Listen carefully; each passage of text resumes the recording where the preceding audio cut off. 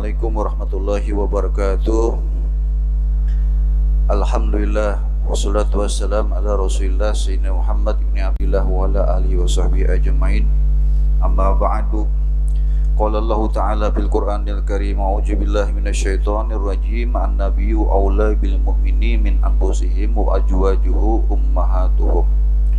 Wa qala an-nabiyyu sallallahu alaihi wasallam laqad ruziktu hubbaha fa ana uhibbu man yuhibbuha. Sadaqallahul azim wa sadaqa rasul nabiyul karim wa nahnu ala zalika minasyahidin wa syakirin.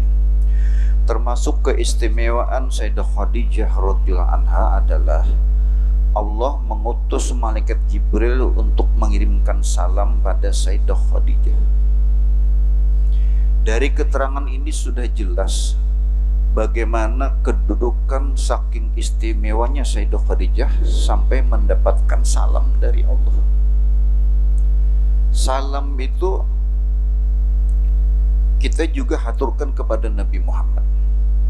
Pada saat Allah memerintahkan kepada orang beriman untuk bersalawat kepada Nabi Muhammad, yang mana Allah telah memulai untuk dari beliau untuk bersalawat, beliau juga memerintahkan untuk menyampaikan salam kepada Nabi Muhammad. Karena setiap salam-salam kita itu pasti dijawab oleh Nabi Muhammad. Siapa yang madahkan kada dijawab. Hanya saja kita kada pernah bisa mendengar suara jawaban daripada Nabi Muhammad SAW.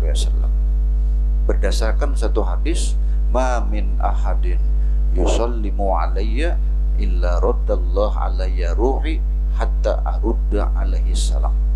Tidaklah seseorang muja Nabi yang menyampaikan salam kepadaku, kemudian Allah kembalikan ruhku, lalu aku jawab salam orang itu.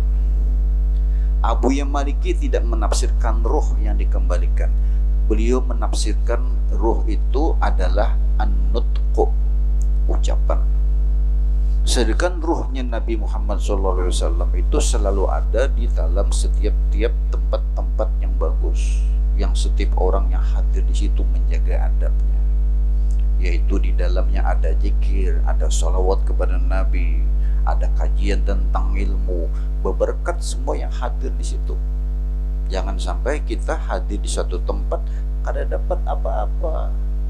Kita mengharapkan keberkahan di dalam setiap perkumpulan yang baik itu. Mudah-mudahan Allah Subhanahu wa taala memberikan kepada kita keberkahan daripada Ummul Mukminin Sayyidah Khadijah. Amin ya rabbal alamin. Allah mengutus malaikat Jibril untuk mengirimkan salam kepada Sayyidah Khadijah. Dia berkata, di Jibril berbandar lawan Nabi Muhammad, ya Muhammad, sebentar lagi Khadijah akan mendatangimu dengan satu wadah yang berisi kuah dan makanan. Jibril tahu, karena pemimpin malaikat-malaikat Allah Subhanahu wa taala ini dianugerahkan bisa mengetahui masa depan. Setumat lagi Jibril ini datang Khadijah membawakan makanan lawan engkau wahai kekasih Allah Muhammad. Isinya ada kuah, ada makanan dan sebagainya. Bila dia datang, bila sudah ada di hadapanmu wahai kekasih Allah ini Ummul Mukminin Sayyidah Khadijah, sampaikan salam dari Allah dan dariku untuk dirinya. Allah berkirim salam. Salam itu yang biasa di antara kita adalah mengucapkan assalamualaikum. Salam ngarannya itu. Bila salam kita lawan Nabi, ucapannya adalah assalamualaikum ya Rasulullah, ya Habibullah dan sebagainya. Nah, orang yang pertama kali memberi salam kepada Nabi Muhammad adalah salah seorang sahabat yang bernama Abu Dzar Al-Ghifari. Itu yang pertama. Apa ucapannya? Alaikassalam ya Rasulullah. Alaikassalam ya Rasulullah. Itu ucapan Abu Dzar di antara sahabat yang pertama kali memberi salam ke Nabi itu. Apa jawaban Nabi? Wa alaikassalam wa rahmatullah. Abu Dzar cuma menyampaikan apa itu kesejahteraan, doa kesejahteraan untuk Nabi. Alaikasalam ya Rasulullah. Nabi menambahi warahmatullah. Artinya apa? Bila ada orang beri salam lawan kita, jawab nang lebih dari salam orang itu, atau yang sepadan dengan salamnya. Sebagaimana firman Allah Subhanahu wa taala, "Idza huyitum bitahiyyatin fahayyu bi ahsani minha aw rudduha."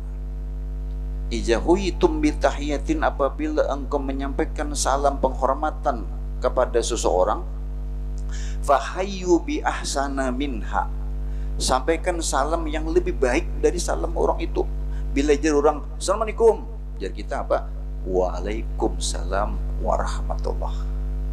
Hendak lengkap lagi wabarakatuh. Bila berdapat di jalan perselisihan, jar orang assalamualaikum, waalaikumsalam warahmatullah. Tapi bila kita beri salam assalamualaikum warahmatullahi wabarakatuh, kapan jangan, maka laju berkendaraan. Assalamualaikum warahmatullahi wabarakatuh, orangnya jauh sudah di sana, maka kayak pemberi salam assalamualaikum sudah, cuma nang menjawabnya jadi lebih waalaikumsalam warahmah wabarakah, misalnya kayak itu, waalaikumsalam warahmatullah, jadi dilebihkan menjawab salamnya itu. Atau apa? Aurudduha, atau yang sebanding. Yang sebanding itu ini, assalamualaikum, waalaikumsalam. Itu suruhannya di Quran itu. Assalamualaikum, waalaikumsalam. Boleh. Tapi anak bagus lagi, waalaikumsalam warahmatullah. Ditambahi. Kawan-kawan kita tuh rancak bila menjawab waalaikumsalam warahmah. Waalaikumsalam warahmah. Boleh juga. Ya, atau warahmatullah. Nah, di Hadramaut itu orang begitu membiasakan baca salam. Bahkan pekerja-pekerjaan sambil menunjuk gerobak, atau orang mau ojek tetamu di jalanan, mereka pasti memberi salam lawan kita. Bila kita berdapat assalamualaikum, ini praktis saja buahnya di situ, assalamualaikum, ya, assalamualaikum, maka jawab waalaikumsalam warahmatullah. Misalnya kita tambahi itu, pianlah kada harus orang alim, kada harus ulama, siapapun bila kita temui di Hadramaut itu berdapat sambil berjalan berselisihan, pasti ingin berdahulu memberi salam assalamualaikum. Bila yang beri salam ini kita berdahuluan, karena berdahuluan itu sunnat berdahulu, tapi wajib dalam menjawabnya.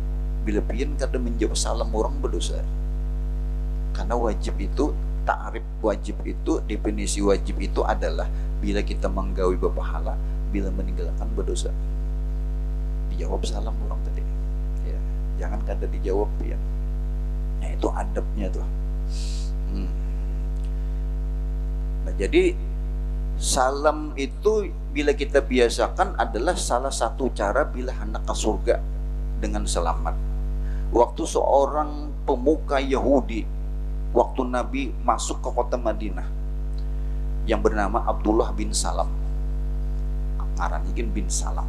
Abdullah bin Salam ini waktu melihati ada kerumun manusia, Nabi masuk Madinah, semua orang-orang Madinah bergembira menyambut kedatangan Nabi Muhammad, bergembira semuanya. Nah, Qodima Rasulullah, Qodima Rasulullah, ini Rasulullah sudah masuk Madinah, datang, abut, heboh waktu itu. Ada salah seorang dari antara mereka itu hendak melihati keadaan Rasulullah berdirinya. Ini adalah pemuka orang Yahudi yang kemudian masuk Islam, ngarannya Abdullah bin Salam. Lalu apa jawab Abdullah bin Salam? Aku ingin melihat ke wajahnya Rasulullah. Ternyata tampak pada wajahnya Rasulullah itu tidak ada tanda-tanda orang yang berbohong. Ujar Abdullah bin Salam. Hanya melihat Nabi sudah kawam menyimpulkan orang baik, kada pernah berdusta ini. Itulah yang menjadi sebab Abdullah bin Salam ini masuk ke dalam Islam. Setelah didatanginya Rasulullah, diberi salam oleh Rasulullah, saatnya Rasulullah mengatakan kepada semua manusia, ayyuhan nas, ujar Rasulullah lawan bubuhan kaum muhajirin nih, masuk kota Madinah tadi, ayyuhan nas, ujar Rasulullah, absyus salam, sampaikan salam. tebarkan salam. Nabi itu menyuruh. Apalagi ujian Nabi, wa at'imut ta'am, beri makan. Nah, ketujuh beri makan dan orang. Ini untung benar sohibul majelis nih. Nah. Setiap berkumpul dikasih makanan sama kita. Ini amalan ini. Satu amalan yang tadinya diamalkan oleh para nabi. Ya. Seperti Nabi Ibrahim. Nabi Ibrahim itu kada makan, kada mau makan bila kada ada tamu. Mencari tamu dulu Nabi Ibrahim hanya makan. Itulah sebabnya Nabi Ibrahim bergelar Khalilullah. Itu sebabnya di antara 3 sebab nih. Nabi Ibrahim itu bergelar Khalilullah karena makannya selalu mencari tamunya, makan non tamu. Kadang mau makan sorangan Nabi Ibrahim. Itu amalannya. Wa at'imut ta'am, kemudian pulang wa asilul arham, sambung tali silaturahim, lawan kerabat. Kerabat disambung silaturahim. Nah, kemudian lagi yang keempat, wa sallu bil lail wan nasu niyam, laksanakanlah sembahyang malam pada saat orang-orang terlelap dalam tidurnya. 4. Pertama, menebarkan salam. Yang kedua apa tadi? Memberi makan. Yang ketiga apa? Menyambung silaturahim. Yang keempat, sholat malam. Apa jawabannya? Tadkhulul jannata bisalam, niscaya kau masuk ke dalam surga dengan selamat. Ada juga orang masuk surga tapi kada selamat dulu, transit dulu. Di mana transitnya? Anda ke surga transit dulu, neraka. Ini orang masuk surga dengan selamat ya Nabi. Bila ini membiasakan 4 ini tadi, nah ketujuh beri makan dan lurang, ketujuh menyambung silaturahim, pulang sholat malam digawi. Nah, termasuk sholat malam itu adalah sholat isya. Maka kita jangan meninggalkan sholat isya. Karena sholat isya ini bila orang itu ada munafik di hatinya, ini kada ketujuh berjamaah isya lawan subuh. Itu 2 sholat nang orang munafik berat mana menggawi. Ya, sholat isya berjamaah lawan subuh berjamaah. Orang munafik ngalih benar menggawi sholat itu. Makanya bila kita menggawi sholat nang tadi, nang isya lawan subuh itu saja berjamaah, dia diberikan kebebasan oleh Allah Subhanahu wa Ta'ala dengan 2 kebebasan. Yang pertama, kebebasan daripada adanya sifat munafik. Yang kedua, daripada api neraka. Itu mengamalkan itu nabinya isya berjamaah, subuh berjamaah, maka Allah akan melepaskan dirinya daripada sifat munafik itu. Maka kemudian Sayyidah Khadijah membalas berkata, Allah assalam, Allah itu yang memberikan keselamatan, dan darinya keselamatan. Juga saya ucapkan salam kepada Jibril. Keterangan ini tersebut di dalam Sahihul Bukhari. Dalam hadis Sahih Bukhari diceritakan bagaimana Allah juga malaikat Jibril memberi salam kepada Sayyidah Khadijah radhiyallahu anha, memberi salam. Ini ada suatu kemuliaan bagi Sayyidah Khadijah Ummul Mukminin yang kita setiap bulan pasti mengisahkan tentang sidin ini. Jangan sampai kita putus hubungan lawan Ummul Mukminin Sayyidah Khadijah radhiyallahu anha, memberi salam. Di antara keistimewaan Sayyidah Khadijah pulang seperti yang diriwayatkan oleh Imam Al-Bukhari dan Muslim pulang. Hadis sahih pulang mengisahkan bahwa malaikat Jibril memberikan kabar gembira, sesungguhnya Allah telah memberi rumah di surga untuknya. Orangnya masih hidup, orangnya masih dunia, kabarnya pacang ke surga dan memiliki rumah di surga sudah sampai ke telinganya Sayyidah Khadijah radhiyallahu anha. Luar biasa. Kada pernah ada orang siapapun manusia nang bisa menghabarkan kepada seseorang ikam kena masuk surga. Ada. Kecuali hanya Rasulullah Shallallahu Alaihi Wasallam. Kita kada tahu masalah gaib ni, kada tahu orang itu pacang ke surga atau ke neraka, kada tahunya manusia kecuali Rasulullah Shallallahu Alaihi Wasallam. Bahkan Rasulullah pernah mengatakan kepada para sahabat waktu di dalam masjid, ya Rasulullah, setumpat lagi ya Rasulullah akan masuk dari pintu itu ahli surga. Tahu Rasulullah. Sekalinya datang orang tadi membawa sandal, titikan banyu, habis berwudu, orangnya masuk ke dalam. Itu ciri-cirinya orang masuk surga. sudah diketahui oleh Rasulullah SAW. Lalu ada sahabat kepingin tahu apa garang amalan ini ya umpat bemalam di rumahnya tuh, umpat bemalam pang ya wadah pian ya ulun nih kada wadah hendak nguring malam ini ya, padahal maksudnya hendak meneliti, hendak tahu amalan orang itu. Kan Nabi mengatakan ini ahli surga orang ini. Nah, ibadahnya kah? Ternyata ada ibadahnya, biasa aja soalnya ibadahnya. Sakanya nang apa? Hatinya orang tadi berhasil. Makanya Allah Subhanahu wa taala beriman, yauma la yanfa'u malun wala banun illa man atallah biqalbin salim. Pada hari nanti, di hari kiamat, tidak manfaat anak-anak kita, tidak manfaat harta-harta kita, kecuali orang yang datang menghadap Allah hatinya dalam keadaan bersih, hatinya selamat. Itu nang paceng diterima untuk dimasukkan ke dalam surganya Allah Subhanahu wa taala. Jadi beisi rumah sudah sidin. Nah, di dalam surga dihabarakan. Yang mana rumah tersebut terbuat dari mutiara, tidak ada kebisingan dan tidak ada kelelahan di sana. Sidin banyak mengutarakan hadis-hadis sahih di sini. Hadis Bukhari, Muslim disampaikan. Kenapa? Karena beliau seorang ahli dalam bidang hadis, mendapatkan titel doktor dalam bidang hadis, yaitu Abuya Said Muhammad bin Alawi bin Abbas Al-Maliki. Hadis-hadis sahih itu diutarakan sidin kisah tentang Sayyidah Khadijah ini.